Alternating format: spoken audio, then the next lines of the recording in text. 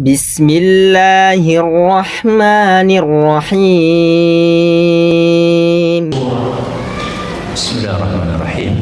Assalamualaikum warahmatullahi wabarakatuh.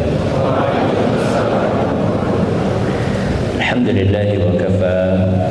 Wassalatu wassalamu ala rasulil mustafa wa ala alihi wa sahbihi wa man iktafa, amma ba'd. Kita panjatkan puja dan syukur kehadirat Allah Subhanahu wa taala. Pada kesempatan sore yang berbahagia kali ini, kita kembali diberi kekuatan, kesehatan, hidayah serta taufik dari Allah Jalla wa Ala, sehingga kita bisa menghadiri majelis ilmu ini. Kita berharap semoga Allah Subhanahu wa taala berkenan untuk melimpahkan kepada kita semuanya ilmu yang bermanfaat, sehingga bisa kita amalkan sebagai bekal untuk menghadap kepada Allah Jalla wa Ala. Allahumma amin.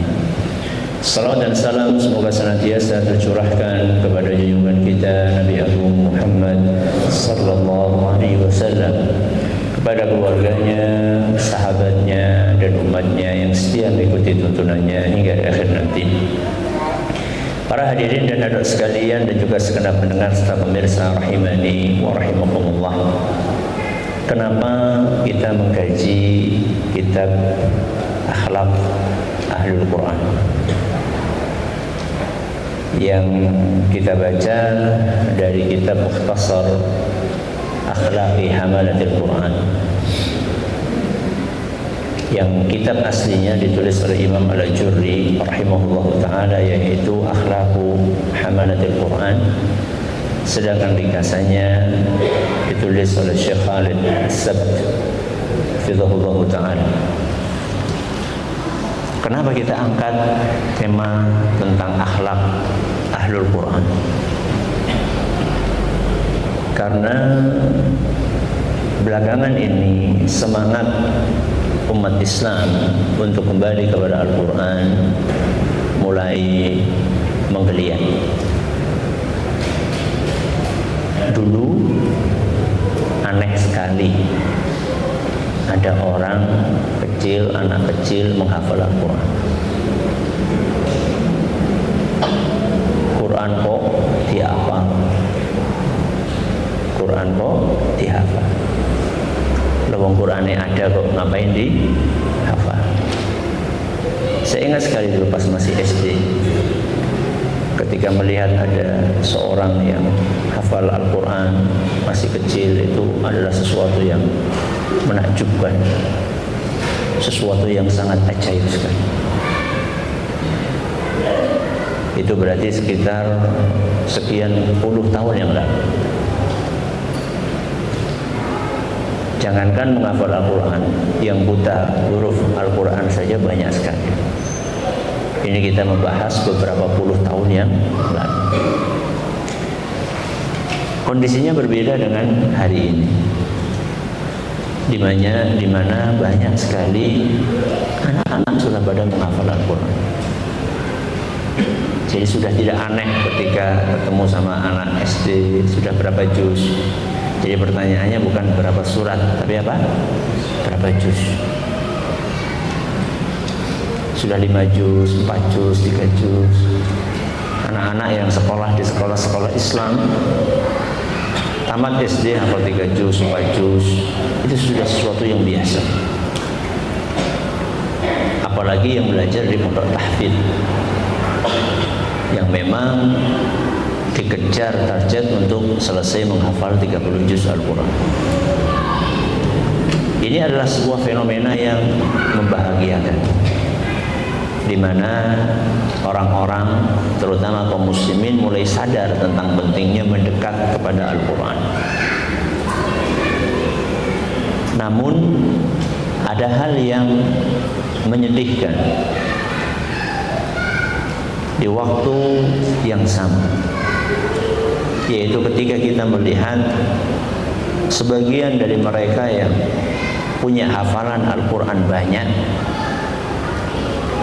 ternyata akhlaknya, perilakunya, ibadahnya belum mencerminkan Al-Quran yang dia hafal. Saya yakin ada di antara jamaah sekalian yang anaknya mondok. Betul? Ada? Ada. Dan ketika pulang, alhamdulillah laporan sudah hafal sekian juz, sekian belas juz, masya Allah, tabarakallah. Tapi yang memprihatinkan adalah untuk sholat pun harus oprak-oprak. Untuk lepas dari HP susahnya minta ampun. Jadi di rumah itu mainan HP terus. Betul? Betul? Padahal hafalan Qur'annya banyak. Mestinya kalau orang hafalan Al-Qur'annya banyak, akhlaknya ya nggak jauh-jauh dari Al-Qur'an lah. Kalau hafalan Al-Qur'annya banyak, ya ibadahnya nggak jauh-jauh lah dari Al-Qur'an. Masa sholat 5 waktu yang sudah jelas-jelas fardhu ain, bahkan termasuk rukun Islam, kok harus dioprak-oprak? Ini adalah sebuah kenyataan yang tidak mengenakan. Tapi meratapi kenyataan yang pahit saja itu nggak cukup. Hanya sekedar kenapa kok kayak gini, itu nggak menyelesaikan masalah. Maka kita harus berbuat sesuatu. Bagaimana supaya antara hafalan dengan akhlak yang jomplang, yang nggak sinkron, hafalannya banyak, akhlaknya nggak sesuai dengan hafalannya, hafalannya banyak, ibadahnya nggak sesuai dengan hafalannya. Bagaimana supaya fenomena yang jomplang ini bisa diperbaiki? Dari sinilah kemudian kenapa di beberapa majelis kami memilih untuk membahas tentang akhlak ahlul Quran. Jadi kalau orang sudah menghafal Al-Quran, sudah rajin membaca Al-Quran, apa yang mesti berubah dalam kesehariannya? Para ulama kita mengatakan, orang yang hafal Al-Quran itu perilakunya harus mencerminkan hafalannya. Orang yang menghafal Al-Quran, perilakunya harus mencerminkan hafalan yang dia miliki. Sehingga orang itu ketemu langsung tahu ini ahlul Quran dari cara bicaranya, dari tutur katanya, dari perilakunya, dari ibadahnya. Ini yang biasa diistilahkan dalam bahasa dengan as-samtu. As-samtu itu adalah penampilan, akhlak, tutur kata, perilaku, itu as-samtu. Jadi kalau ketemu sama orang, kalau ketemu sama seorang ahli Quran di pasar, itu sudah bisa, orang yang ketemu itu langsung paham, oh ini ahli Quran. Kenapa? Dari tutur katanya, dari matanya yang gak jelalatan, ya. Dari yang dipegang adalah mushaf, ya. Di mobil pun juga sama, di kereta pun juga sama, di stasiun pun juga sama. Sekarang bahkan anak pesantren sekalipun, itu ketika di kereta, ketika di stasiun, ketika di mana misalnya di bus, itu kayak malu kalau megang mushaf Al-Quran, malu. Jadi merasa minder kalau misalnya di sampingnya pegang HP, dia megang mushaf, merasa malu, merasa minder. Subhanallah. Ini padahal anak pondok. Saya nggak ngomongin anak STM, saya ngomongin anak apa? Anak pondok. Maka ini adalah kenyataan yang harus kita perbaiki bersama-sama. Kalau anak pondok nggak ada bedanya sama anak STM, terus kenapa pondok? Bukan berarti habis ini semuanya pindah, enggak. Tapi ayo kita perbaiki. Dan ini kajian sudah berjalan cukup lama. Kita sudah sampai halaman 30. Dan ini 68, berarti sudah separuh kitab. Ya. Dan kita memang enggak, setiap pertemuan tuh enggak banyak-banyak yang dibahas. Paling cuma satu paragraf gitu ya. Harapannya kita bisa meresapi nasihat-nasihat yang disampaikan oleh para ulama kita. Imam Al-Ajurri itu salah seorang ulama besar ya, dari mazhab Syafi'i rahimahullah ta'ala, dan beliau sehingga saya hidup di abad keempat Hijriyah, tepatnya wafat di tahun 360 Hijriyah. Berarti masih terhitung jauh di atasnya para ulama sebenarnya. Kayak Imam Nawawi itu kan punya kitab juga, Tibyan fi Adabi Ahli Al-Quran begitu, Tibyan.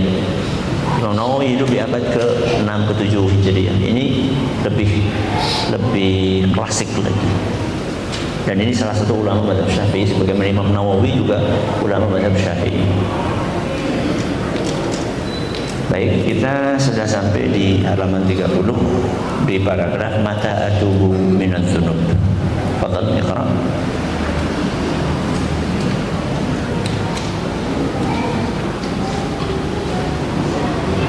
Bismillahirrahmanirrahim. Qala al-imam al-Ajurri rahimahullah ta'ala, mata atubu minadz dzunub, mata a'rifu qadri an-ni'ami, mata a'rifu qadri an-ni'ami mutawatirah, mata ashkuru 'alayha, mata a'qilu 'anillahi jallat 'azamatuhu al-khitab, mata afqahu ma atlu.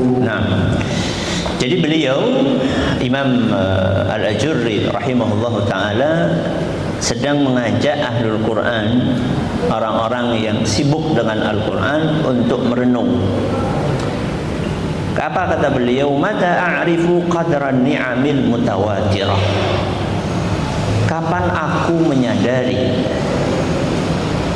nikmat Allah Azza wa Jalla yang melimpah? Mata ashkuru 'alaiha. Kapan aku mensyukuri nikmat tersebut? Mata a'qilu 'anillahi jallat 'azamatuhul khitab. Kapan saya mengerti firman-firman Allah Subhanahu wa ta'ala?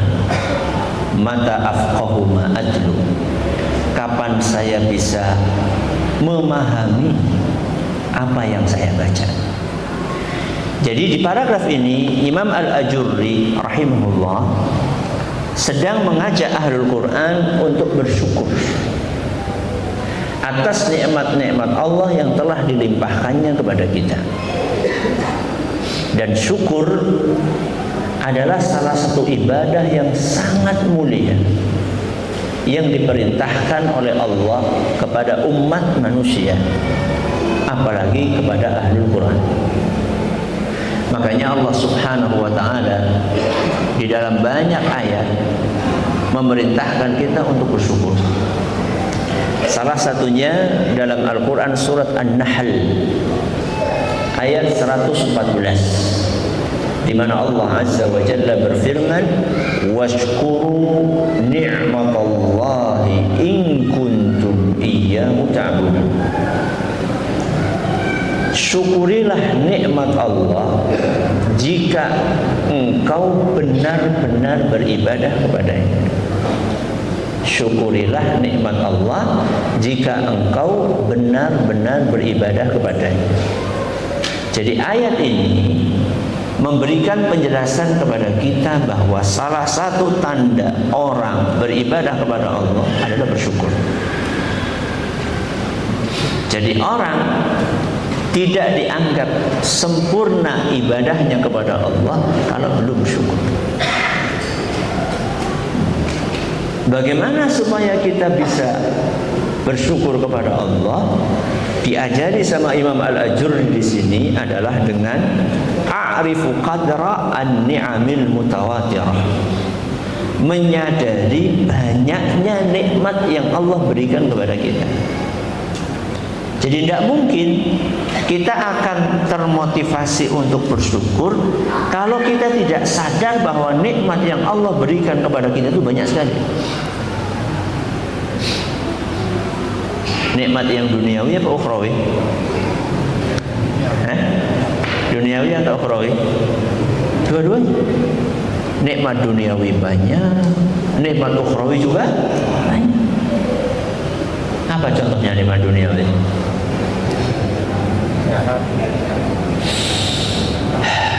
Apa? Bisa bernafas. Apa lagi? Bisa melihat. Apa lagi? Bisa berbicara. Kadang-kadang kita tidak sadar bahwa berbicara itu nikmat yang luar biasa. Beberapa saat yang lalu saya ketemu dengan salah seorang ustaz yang punya kepedulian untuk mendakwahi kaum bisu, tuna wicara. Dan biasanya kalau tuna wicara, dia juga tunarungu. Dan sekedar berbagi pengalaman, mereka lebih suka untuk disebut teman-teman tuli, teman-teman bisu. Bukan apa? Tuna wicara, tuna rungu. Hasil dari interaksi beliau dengan mereka lebih suka dikatakan tuli daripada apa? Tunarungu. Lebih suka dikatakan bisu daripada tunawicara. Ini berdasarkan penuturan beliau. Subhanallah. Salah seorang dari mereka belajar membaca Al-Fatihah 1 tahun. Berapa? 1 tahun. Kenapa? Karena nggak pernah dengar suara Al-Fatihah, sehingga dia nggak tahu Al-Fatihah itu seperti apa. Nggak pernah dengar. Pernah lihat orang pakai bahasa isyarat gini-gini? Pernah ya? Itu kalau menjelaskan tentang kalimat bahasa Indonesia mungkin kan? Coba kalau Al-Fatihah gitu, Alhamdulillahirabbil alamin. Gimana pakai bahasa isyarat?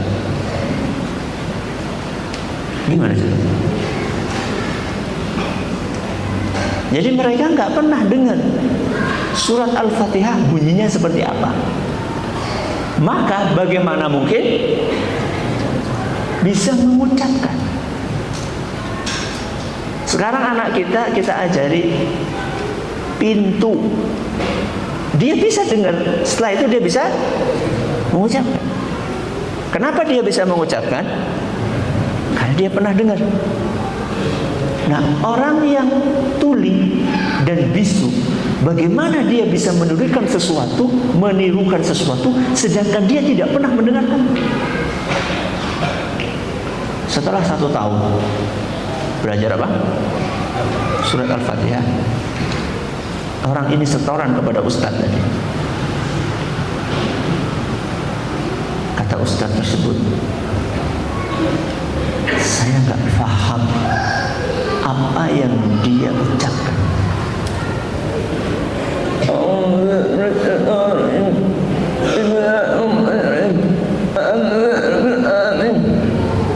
Saya nggak paham. Tapi orang ini selesai Al-Fatihah senangnya minta ampun.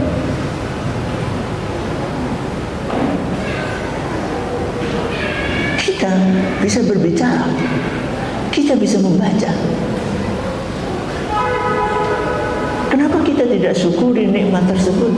Untuk membaca banyak-banyak Al-Quran, untuk menghafal banyak-banyak Al-Quran, untuk murojaah banyak-banyak Al-Quran. Tapi justru nikmat yang Allah berikan kepada kita ini, kita gunakan untuk hal-hal yang tidak bermanfaat. Betapa orang-orang tersebut memimpikan, berangan-angan, bercita-cita bisa mengucapkan Al-Fatihah dengan benar. Setelah 1 tahun pun hanya seperti itu misalnya. Kita, banyak di antara kita 1 hari bisa. Dan anehnya, ya cuma Al-Fatihah saja, gak nambah. Paling-paling ya nambahnya cuma Al-Ikhlas, Al-Falaq, An-Nas. Bayangkan 60 tahun hidup, 60 tahun hidup, dan dia bisa membaca, bisa berbicara, cuma hafal Al-Ikhlas, Al-Falaq, An-Nas, Al-Fatihah. Terus buat apa nikmat dia bisa berbicara?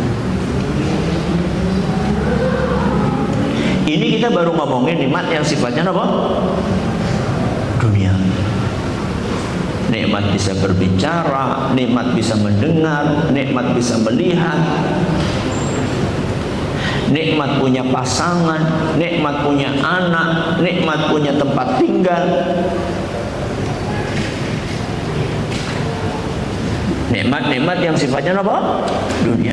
Nikmat bisa makan, nikmat bisa mengeluarkan sisa makanan. Nikmat atau bukan? Nikmat. Gak bisa mengeluarkan sisa air minum yang kita minum. Tersiksa atau tidak? Tersiksa. Ada orang bisa minum, gak bisa buang air kecil. Katanya sakitnya luar biasa, sampai harus pergi kemana? Ke dokter, dioperasi, habis 16 juta. Habis 16 juta. Begitu lihat bilnya, ya, nangis. Dokternya nanya, maaf Pak, apa nggak punya duit buat bayar berapa? 16 juta. Saya nangis bukan karena nggak punya duit untuk bayar 16 juta, tapi saya nangis selama ini saya pipis, sekali pipis harganya 16 juta. Dan setiap hari berapa kali kita buang air kecil. Nikmat. Bahkan bisa buang angin pun juga apa? Apa rasanya orang yang nggak bisa buang? Ada orang yang buang anginnya ditunggu-tunggu, ya. Habis operasi, begitu bisa buang angin sebau apapun, alhamdulillah. Nikmat yang sifatnya dunia. Dan yang lebih mahal dari itu nikmat yang sifatnya ukhrawi. Contohnya hidayah. Hidayah. Kita mau hadir pengajian, itu nikmat dari Allah Azza wa Jalla. Kita mau sholat, itu nikmat dari Allah Azza wa Jalla. Kita mau membaca Al-Quran, itu nikmat dari Allah Subhanahu wa Ta'ala. Kita mau berzikir, itu nikmat dari Allah Subhanahu wa Ta'ala. Dan nikmat itu Allah berikan hanya kepada orang-orang yang dicintainya. Innallaha yu'ti dunya man yuhib wa man la yuhib, wa la yu'til imana illa man yuhib. Allah Subhanahu wa ta'ala memberikan nikmat duniawi kepada siapapun yang dicintai maupun yang tidak dicintai. Jadi kalau urusan dunia Allah berikan kepada siapapun, entah orang itu dicintainya atau yang tidak dicintai. Wala yu'til imana illa man yuhib. Tapi kalau hidayah, nikmat keimanan, maka oleh Allah diberikan hanya kepada orang yang dicintai. Dan mudah-mudahan kita termasuk golongan tersebut. Ketika kita menyadari nikmat Allah itu banyak sekali, ini langkah pertama sebelum masuk kepada syukur. Jadi sebelum bersyukur, sadari dulu nikmat Allah. Karena banyak orang mendapatkan nikmat yang begitu banyak, dia nggak sadar bahwa dia banyak nikmat. Yang dia lihat yang tidak dia punyai, bukan yang dia punyai. Ini gelas separuh isi atau separuh kosong?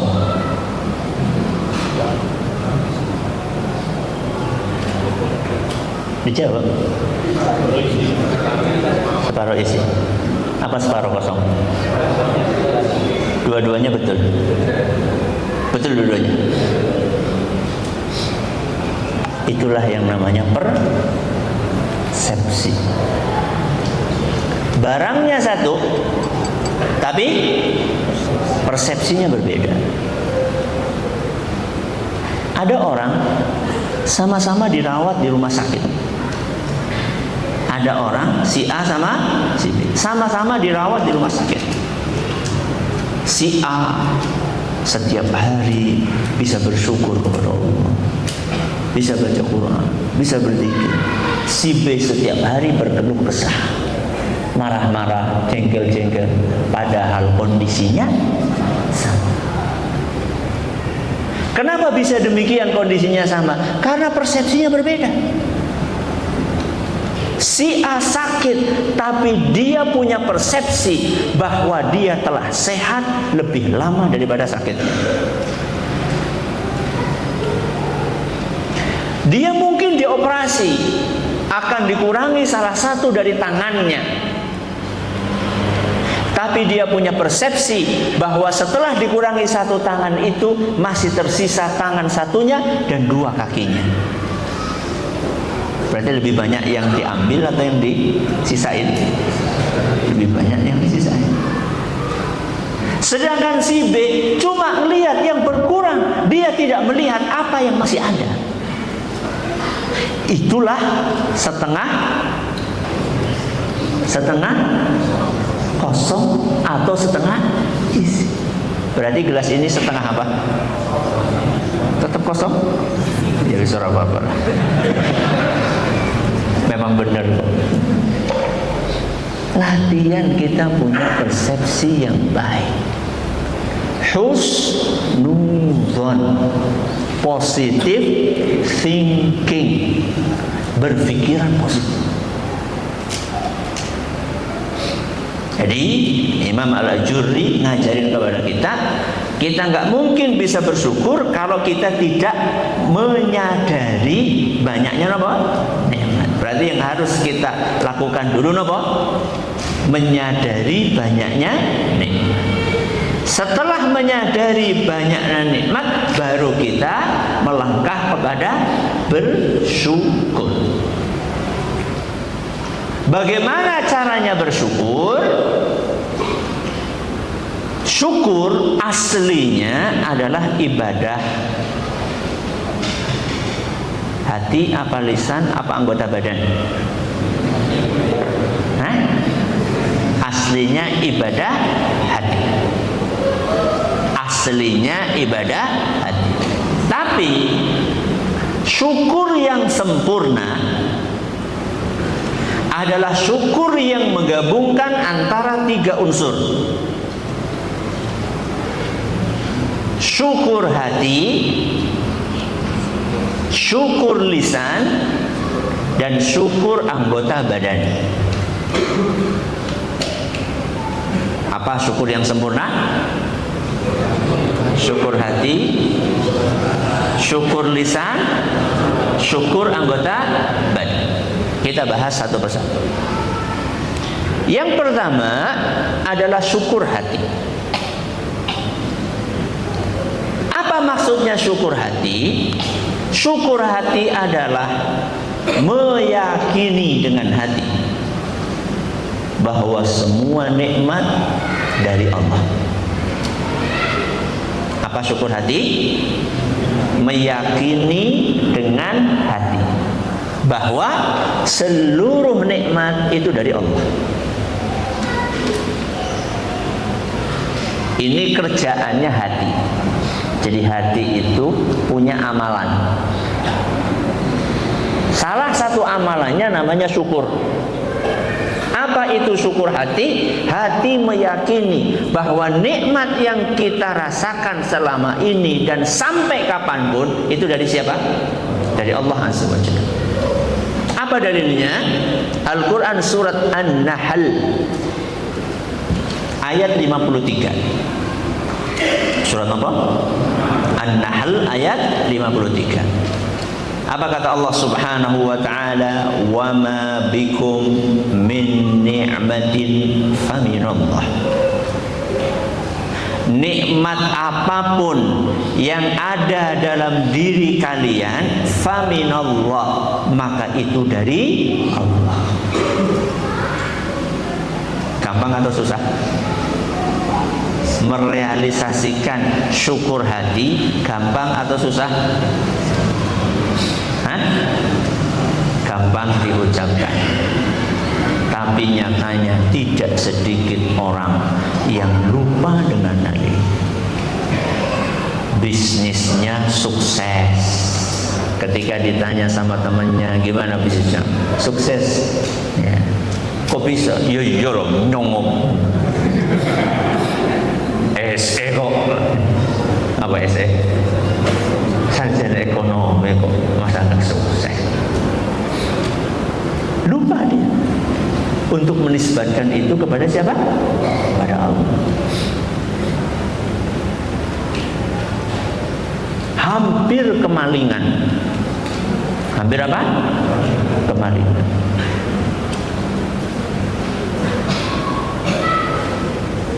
Tapi anjingnya keburu menggonggong. Akhirnya malingnya kabur. Apa katanya? Untung ada anjing. Bayangkan.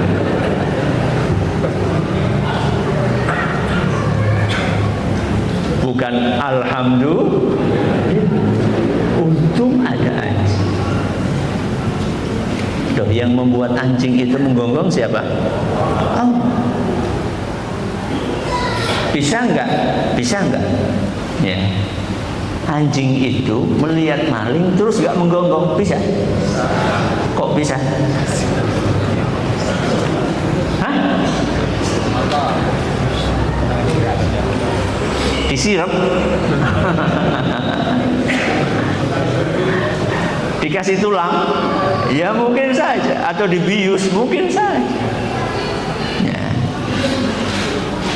Kelihatannya sih gampang, ya, meyakini segala nikmat dari Allah. Tapi realitanya dalam kehidupan sehari-hari kita kadang-kadang mengungkapkan kalimat-kalimat yang itu tidak mencerminkan syukur hati,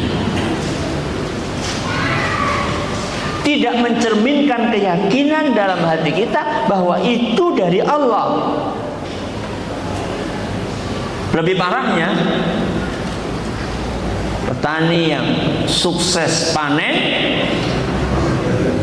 kemudian masang sajen di pojok-pojok sawah. Loh, buat apa, Pak? Buat Dewi Sri, Dewi Padi. Masih ada? Misalnya alhamdulillah. Pelaut hasil melautnya melimpah. Maka di tanggal 1 Suro apa coba? Sedekah laut dengan mempersembahkan kepala sapi. Ya tapi kan macamnya bismillah Ustaz. Ya pas Arab dilarungaken mas apa? Bismillah. Yakin itu bismillah. Maksudnya bismillah hanya diucapkan di lisan atau betul-betul dia meyakini nikmat ini dari Allah?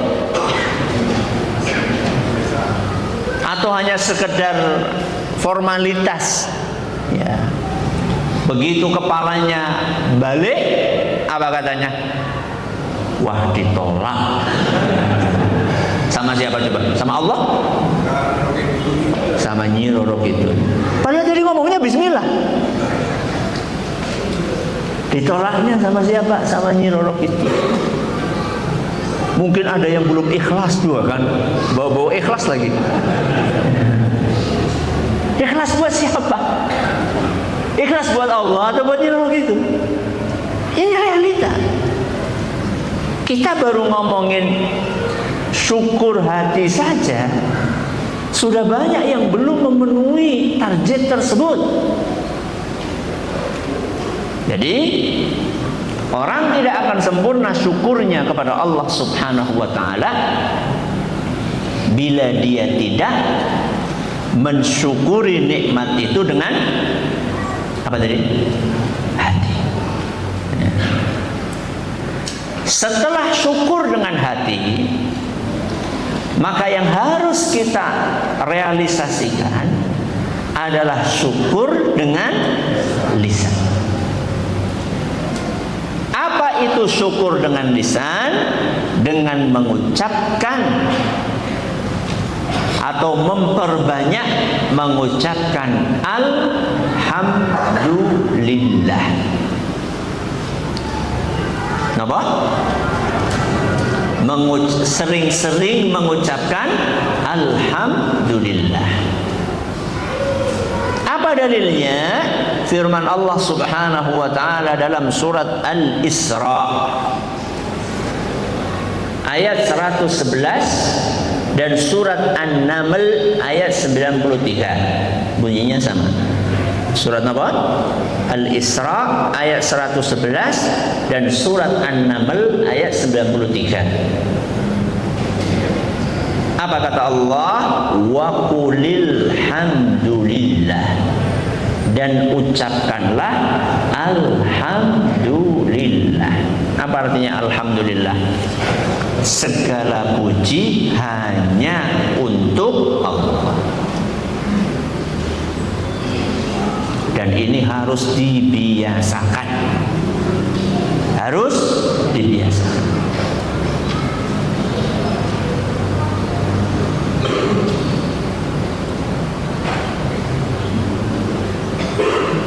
Setiap dapat nikmat, ucapkan alhamdulillah. Dapat gaji 13. Masih ada nggak gaji 13? Oh masih. Setiap dapat gaji 13, ucapkan apa? Alhamdulillah. Panennya berhasil, ucapkan alhamdulillah. Lamarannya diterima, ucapkanlah alhamdulillah. Lamarannya ditolak,